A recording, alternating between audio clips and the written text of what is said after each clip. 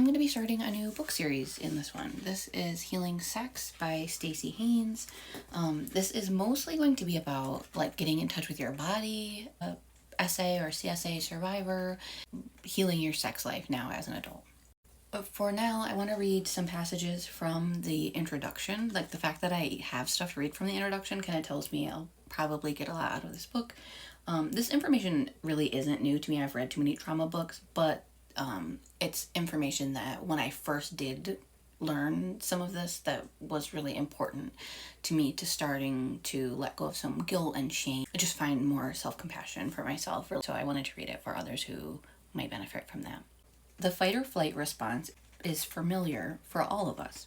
When this happens, the body gets ready to act by pumping blood into the larger action muscles, speeding up the heart rate, raising the blood pressure, and accelerating or holding the breath. Non-survival functions like hunger, sleepiness, and digestion shut down. Reproduction is also a non-survival function, and often this is impacted, especially through repeated trauma. Several interesting studies are being done on chronic reproductive issues for sexual abuse survivors. When survival actions like fighting or fleeing may bring more harm or just aren't viable, as is the case for many children surviving abuse, the brain and body will make a third choice, the freeze response. Survivors often talk about being very still, waiting until the abuse is over, or checking out. Dissociation is an inherent survival response too. During this response, pain-killing endorphins and opioids are released, and the person shifts from action to immobility. When survivors talk about not fighting back or being able to move, this is literal. Tense muscles become still and breathing and heartbeat slow to barely perceptible. The human psychobiology is oriented towards two things: survival and connection. Survival is obvious, a deep drive to be and remain alive. Connection is about being loved and loving, being accepted by the group, and being able to contribute to other people. We are social animals, and at a very biological level, we orient towards connection and making meaning with others.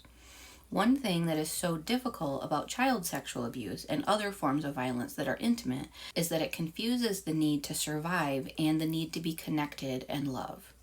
Instead of these two foundational functions operating together, they are put at odds through trauma. Not going to read it, but basically it talks about how when you go into a freeze state, you will eventually come out of it. You kind of thaw, and then you might realize that you're starving and you hadn't even been aware that you were hungry. You may have a lot of physical energy pent up and feel very physically restless, or like you want to, go walk and pace or that kind of a thing.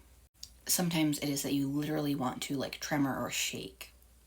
So in response to that, this says, when post-trauma, allowing the psychobiological process isn't viable, people override it by contracting the body even more to prevent what may seem like a strange or out of control emotional or physical experience.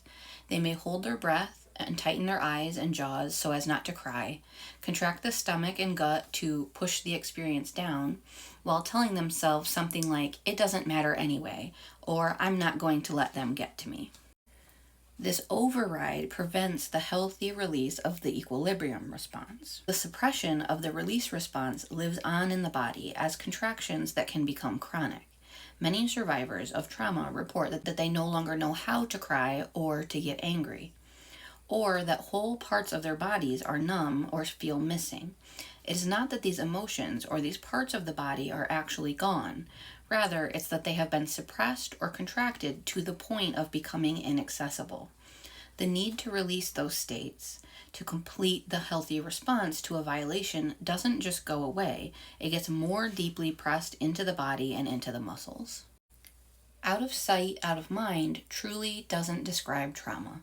Rather, the traumatic experiences may be pushed out of conscious view into more unconscious realm of the body, where the survival reactions, contractions, and somatic shaping continue to impact one's life. Kind of a big topic shift, but this is still within the introduction. I believe that sexual assault is an attempt to disempower, own, or destroy another. Alice Miller, I've read one of her books on here. It's in my collection if you want to see it. It's For Your Own Good. Very good book. Anyway, Alice Miller calls childhood sexual abuse soul murder. Many survivors would agree with her. I often felt that my perpetrators were reaching for my soul, trying to take something from me that was long lost in themselves. Women's sexuality is the other piece of the double taboo. What is so threatening about a sexually empowered woman? A sexually empowered woman is a woman who is embodied, whose sexual expression is a part of herself, and whose sex life is self-defined. A sexually empowered woman is able to make choices for herself. She is able to express consent and maintain boundaries that serve her. She can ask for what she wants. She becomes self-referential, meaning she trusts her own experience and intelligence over external messages. Incest is the ultimate training in not trusting oneself. Becoming sexually empowered restores that self-trust. The wounds of children victimized by sexual abuse are so profoundly deep that most of us find ourselves turning away in denial or blaming the victims themselves. Yet, 1 in 3 girls and 1 in 6 boys are victims of childhood sexual abuse. Few of us can face this cultural disease. Whom might you see if you looked? Someone in your own family? Your favorite soccer coach? Your child's music teacher, or your next-door neighbor. When I began studying the effects of trauma on children's lives, I found that survivors usually fall into the under or overachiever camps. We are the really good kids or the really bad kids. Discovering this was a relief for me. As is true for many survivors, no one asked me what was up because I was doing so well. Jumping a little bit.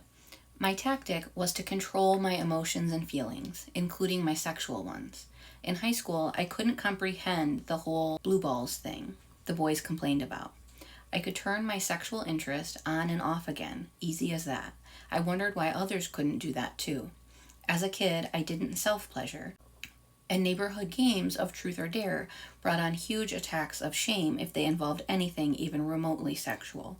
While I controlled my sexual feelings and desire, my sister's survival tactics were the opposite. Instead of controlling sex, she was out exploring with all the neighborhood kids. She says she was considered very sophisticated about sex in our neighborhood. Once I began having consensual sex in high school, I organized my intimate life in the classic survivor split.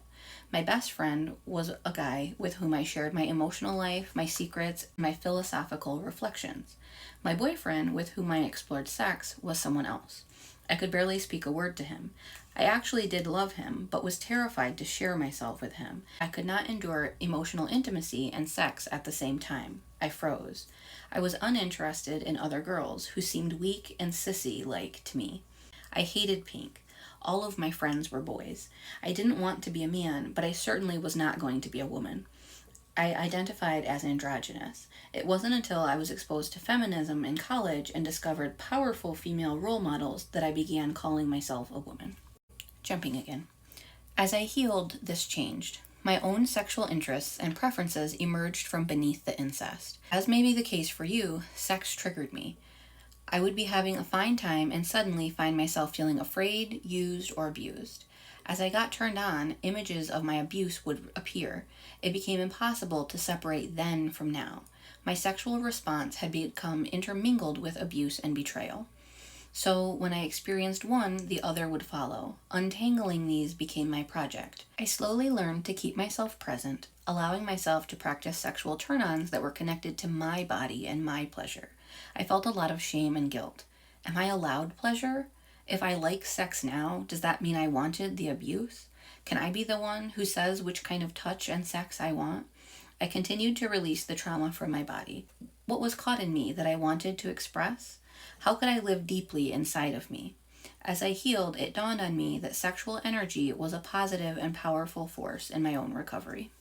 And final passage for this video. The more that you are in your own experience, sensations, and your own body, the less that some external or authoritarian system can control you.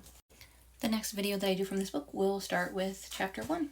I'll do a quick visual of the contents page. If there's something that stands out to you that you want me to be sure to cover, feel free to leave a comment. This is the first page of the contents page. Second page, the third page, and this is the final page.